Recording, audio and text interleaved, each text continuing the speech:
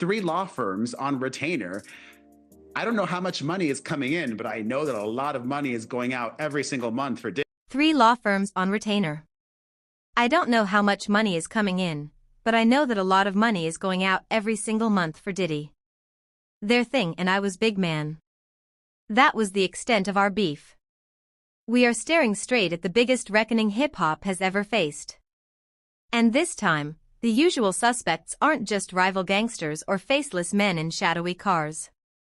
No, it's Jay-Z and Diddy themselves caught in a net woven by none other than the FBI. In the last 24 hours, news broke that investigators have secured video and audio evidence. Real tapes, not some fuzzy bootleg or street gossip purporting to place Jay-Z right at the heart of the plot that silenced Shakur in LA nearly 3 decades ago. When we say smoking gun, we're not talking about what Kefty might have slipped into the back seat. We're talking about direct recordings that, according to sources close to the case, capture Jay-Z's involvement in the orchestration itself. The entire hip-hop industry is still processing the aftershock. The whispers have jumped to shouts with headlines spinning. Is this finally the moment when the world's most famous rap billionaire trades his Maybach for a prison ban? Man, you got to figure we never met. But you and Tupac never met. That was just so, it's nothing personal. Him and Big went through their thing. The urgency in these corridors isn't just tabloid thunder. FBI insiders have described the evidence as a chilling bombshell material. So damning that plans are underway to prepare warrants for Jay-Z's arrest. And Diddy, already barricaded by his own blizzard of legal drama, is reportedly on the same short list. These aren't the kind of rumors that fade with a meme cycle. This is the sort of thing that puts entourages into hiding and makes corporate lawyers reach for the brown spirits. The betrayal, it's personal, almost Shakespearean. For decades, we've watched these two build empires, drop platinum albums, and sell a generation on the idea of hustling to the top. But behind the curtain, if these tapes hold up, all that fame and fortune was bought at a price. The silencing of hip-hop's most electrifying star. All for the right to become gods among mortals.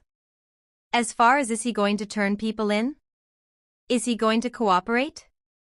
If the federal government wants him to cooperate and they going to cut his time cause right now he's looking at 15 to life with all the charges he won't get out till 70 years old. He about 70. That's when they start talking about letting him come to a halfway house. And that brings us to the twisted spine of the plot. At the highest levels, this wasn't just some gang beef gone nuclear. It was business. Pure cold calculation. Jay-Z and Diddy, according to sources now fidgeting in fear, were offered a deal. Orchestrate the exit of Shakur and in return receive the keys to the kingdom. Limitless money, unstoppable influence, and the permanent status of untouchable in the industry's backroom. The stakes, everything. The cost, unthinkable. If these revelations are true, the entire mythology of hip-hop mogulum is built on the bones of the very man whose lyrics set the world on fire. Now, as the story grows teeth, we're hearing whispers about a vault. An actual vault tucked away in Jay-Z's Los Angeles mansion. 3 industry veterans insist it exists. A fortified room holding confidential files, years of hush-hush audio, and who knows how many blackmail treasures. Think about it. Was Jay-Z not only a player in the original plot, but clever enough to stockpile evidence to keep everyone else under his thumb? Were the power moves we watched on the Grammy stage just the visible tip of an iceberg built on years of secrets and leverage? Some former associates are already speculating that Jay's whole persona, the calm, untouchable chess master, wasn't just branding, it was insurance. If you ever wondered how the man kept his hands so clean while the people around him burned, the answer might be in that vault. The label hasn't commented, but insiders say the FBI has already subpoenaed the blueprints. I felt like, they had a whole lot of potential. Jay was more quiet. But, I learned that Jay was being quiet because he was taking notes. He was taking notes, observing everything, taking it all in. 'Cause sometimes you're around and you're watching to see things to do. But just when we think the scandal can't get any more surreal, the streets start buzzing with an even bigger twist. What if Shakur never really left? For years, Shakur truthers have circled the globe, chasing grainy photos from Cuba to Vice, dissecting every cryptic lyric and hotel surveillance clip. But this week, the stakes jumped from urban legend to front-page speculation. According to a former Black Panther security officer, Michael Nice, who worked with Shakur's family and claims to have been part of a covert escape mission, Shakur faked his own exit and has been living in Cuba under government protection. Nice, before his own mysterious accident, went on record with TMZ, "Why you think nobody's been arrested if they said they the one that did it? Shakur is not gone." And he didn't stop there. He claimed to possess video evidence of Fidel Castro himself approving the whole operation down to a double body switch and strict rules. Keep your head down, stay silent, don't confess, and wait.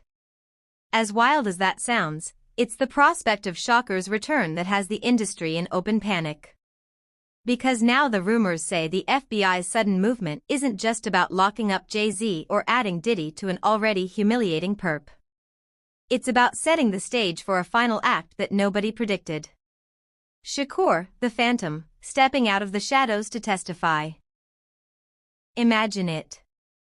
All these years, while the world mourned, while Diddy built a sparkling beverage empire and Jay-Z incorporated deals with the NFL, Shakur was biding his time, getting ready to blow the roof off the entire story. For his fans, that would be the ultimate resurrection. Not just survival, but vindication. The emotional stakes off the charts. One witness, a private investigator named Jimmy Poole, claims to have photos of Shakur alive and well and living in Vice. Even showing a man who looks suspiciously like a 40-something Shakur posing with a fan. Yes. On your own platform. He said this on your platform that he put up $1 million to get pocket. Yeah, correct.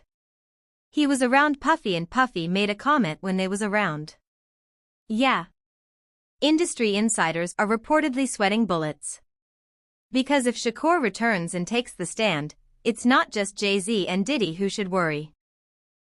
It's the whole culture of silence, the unspoken rules of who gets protected and who gets thrown to the wolves. After all, what would happen if the man they tried to erase shows up to name names and turn the spotlight on the architects of his supposed demise? Is the hip-hop empire ready for its founding myth to be shattered on national television? What will happen when the man who was silenced finally speaks?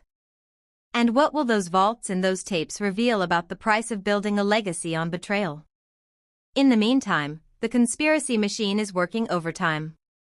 Some are pointing to the old clues in Shakur's lyrics, especially on his Machiavelli album where he seemed to allude to faking his own exit, channeling Machiavelli, and leaving behind cryptic warnings that nobody wanted to take seriously back in '96. The streets are watching. The old heads remember the theories. If he was really gone, why did the coroner's report list him as taller and heavier than reality? Why did the man responsible for cremation retire the next day and vanish forever? Why did Shakur's own mother hint that her son had chosen to leave quietly? I'm not going to live, past a certain time or, I know I'm going to get shot up. He knew that. That was, the one thing that he did know. As this scandal unravels, we're left questioning everything we thought we knew about our biggest icons. Jay-Z, so often the man with the answers, the steady hand behind the scenes, suddenly looks like the chess piece, not the player. Diddy, who always managed to stay just one step ahead of scandal, now finds his entire legacy hanging in the balance with mounting criminal charges already eroding the Teflon shield. And Shakur.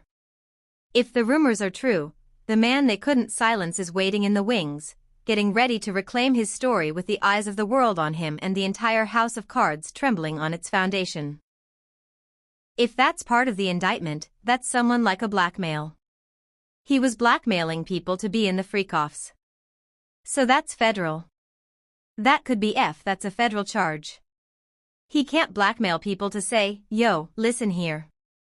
You did it once and you gonna do it again. That ain't gonna make it with the government or nobody. And with every hour the pressure mounts. The music industry is bracing for the kind of spectacle it's never seen. Rival executives reportedly lawyering up. Old friends ducking out of public sight and social media spiraling with leaked texts and secondhand stories from anyone who's ever sat in a studio session with the accused. All the while, the clock is ticking and the FBI's next move could blow the lid off the biggest secret hip-hop ever kept. And as all eyes fixate on Jay-Z and Diddy, the shadow of another kingpin lingers at the edge of every whisper. Suge Knight. No matter how deep we dig into the FBI's new evidence or the swirling rumors about secret vaults and hidden testimony, Suge's name refuses to fade from the ledger. We have to ask, was Suge a mastermind, a puppet? Or both? This is a man who carved out a reputation in LA as a ruthless operator. A figure both feared and admired. The type who never seemed to be where the bullets landed, but always made sure his enemies felt.